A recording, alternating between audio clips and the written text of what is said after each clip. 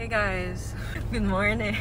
I'm in Alabang because I dropped off my mom in Festival Mall, I don't know, somewhere in Alabang. So now I'm just grabbing McDo for coffee and in a bit, aalis na rin ako, babalik ako sa condo. Wait, I'll order. McDonald's drive-thru, may take your order please. Cheesy egg desal, tapos iced coffee vanilla. Medium Cheesy egg desal po? Oo. How much?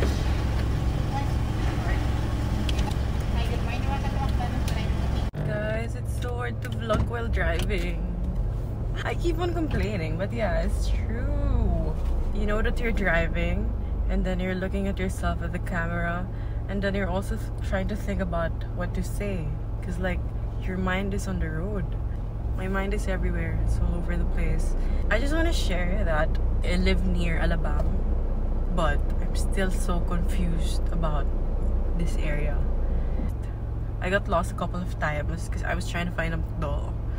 And kung saan ako nakarating, wala palang McDo. I don't know. Maybe it's Waze. Thank you, thank you. So what is our agenda for today? It's not that much because my school is almost ending. I have a flight next week. So, you know, I don't really know what to do to kill time because I'm excited to fly. I've already packed, but not like pack. I just prepared the clothes that I need to bring. Sobrang dami kong clothes because I'll be gone for 2 weeks. Actually, my luggage, I have 2. One is the big one. It's a 32 kilo luggage. That's so OA. And then a small one, like a small hand carry, 7 kilo. So in total, I have like 40 kilos for clothes. And I have a lot of shoes. Not really shoes, because I only have 1 pair. Fun fact, I only have 1 pair of sneakers. Because number 1, I don't like sneakers. I don't like wearing them. Number 2, I'm very kuripot and I would like for my shoes, for my sneakers to stay just as 1 pair. Because you don't really need it. But I have so much heels na mas mahal pa sa sneakers. So I don't know if I'm kuripot or not. Maybe it's just my preference that I don't like wearing sneakers. Anyway. Later, I'm gonna meet up with Ingrid. You've seen Ingrid in my previous vlogs.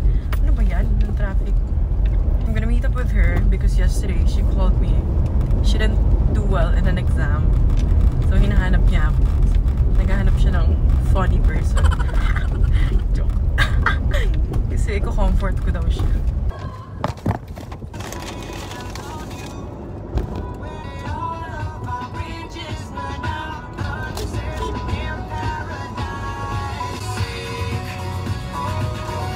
Here in LaSalle, you know guys, it's so hard to park here because before this was free, like you could get in easily if you're studying in LaSalle, just present your ID. But now kailangan pa mag-register inside the campus. Like what the fuck? So saan maiiwan yung sasakyan mo pag magre-register ka, diba? Kailangan namang iwan mo sa tabi-tabi. Sobrang sikip here, you know, it's traffic na.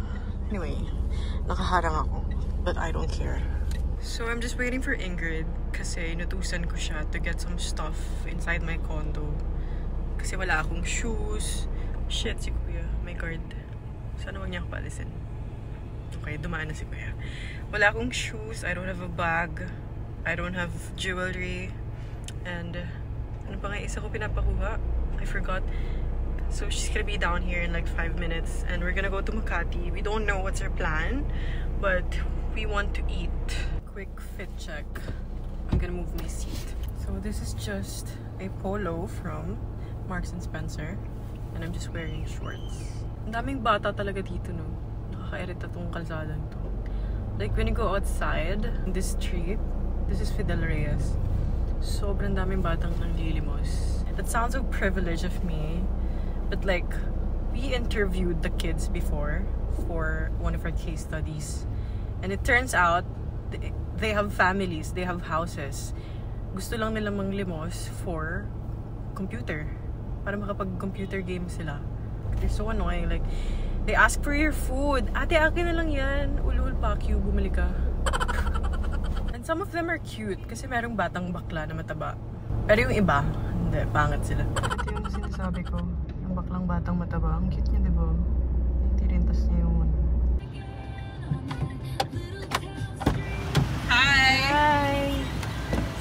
Ay, ano ba?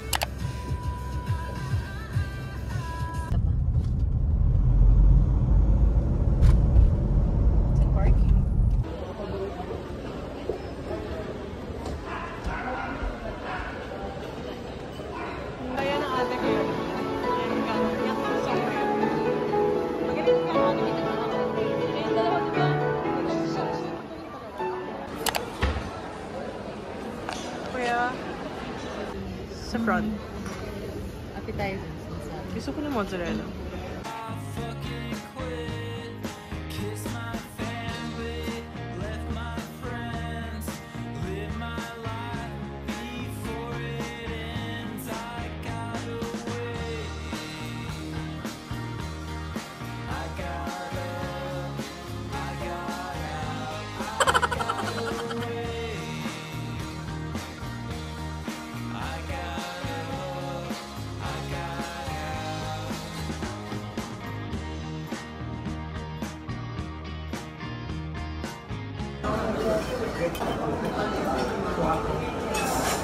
Ano, mas nakakalin mo. Ano? Ang takaw. Guys, ang takaw niya.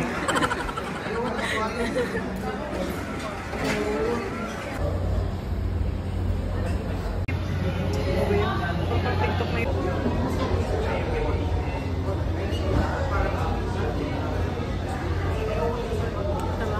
Tamang.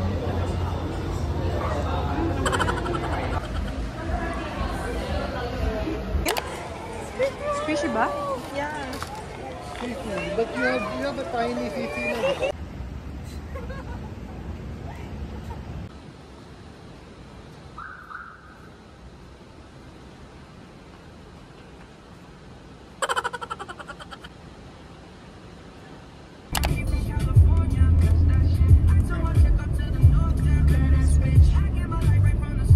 So traffic. Go na. Waze. Ay!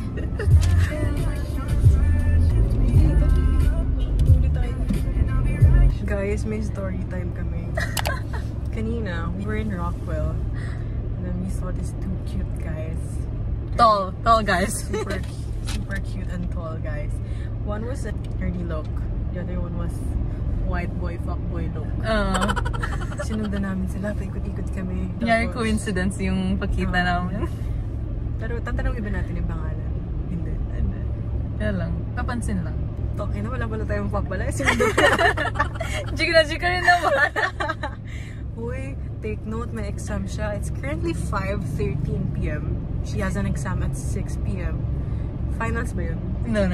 Hindi ba pala finals eh? Di sana sinundan na natin. Walang pera, baby. Ay, pala din natin pagkain. Ano pagkain? Gago, kakainin ko yan. Kapal. Yung yabo, bibigay niya daw dun sa batang ng Lilimos. Kakainin ko po yan ang dinner. So, ayun na nga. We're stuck in Pob. Hindi pa naman pala finals. Hindi mo finals? Let's chill. We're chill. I got my pictures on the Jaja. Ano ba? Ito sa music? Nahid. Next song. Alam mo yan? Hindi ko alam yan. Kaya mo alam yan. Deja vu. Pakinggan mo mamaya. Ay, hindi ko alam yan. Yung chorus it lang. Hindi kasi ako gumigimik eh, so hindi ko alam yung gimmick. Dito pang gimmick. Ay, nako. Hindi ko po alam. Next song. Wait!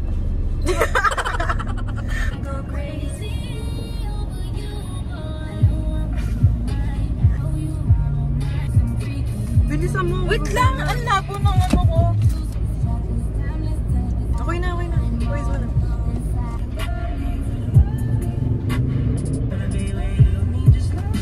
Ano? Hey guys, we're on the way home. Ito, okay na ito. Tingnan mo yung pangalan. Yes. Umuwi muna ako. Kunin ko yung mga teddy bears ko.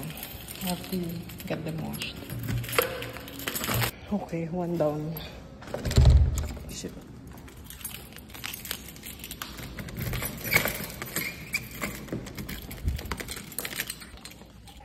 Sobrang kalat sa condo right now because I mentioned a while ago that I'm packing.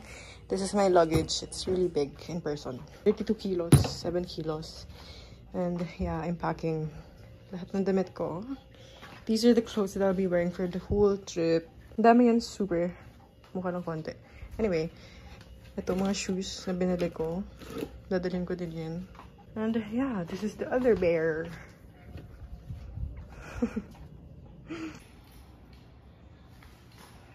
My gosh, wala nang gas. We're still in MOA. Hey, Caltex. My favorite gas station. Okay. Wait a minute.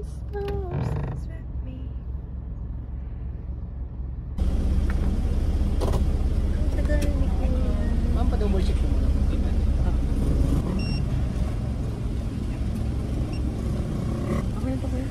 Thank you. Guys, I have a story. I have a story, or I have kwento. I have kwentos also konyo, and I don't want to be like that.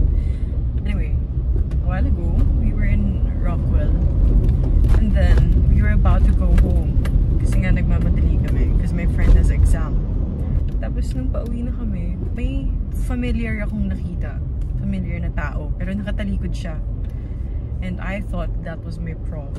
My prof, he's foreigner, he's Croatian, and he's actually my neighbor sa condo. Like, magka-floor kami, which is coincidence. Last time I was in Palawan, in El Nido, he was also there, the same time. Like, sobrang coincidence. I literally told my friend, wait, I know this back. We have to approach him. And yeah, I do know his back. Because he's really tall. He's like 6'4". And malaki yung katawan niya because he gyms. And then I went up to him. I peeped his face. And yeah, that was him. It's just a funny coincidence. Yun lang naman. I don't want to talk anymore kasi naka-open lang yung light ko. So papatayin ko na. Goodbye. Good night. See you on my next vlog. If meron. Bye. Oh my gosh. I hope it's no traffic in the expressway.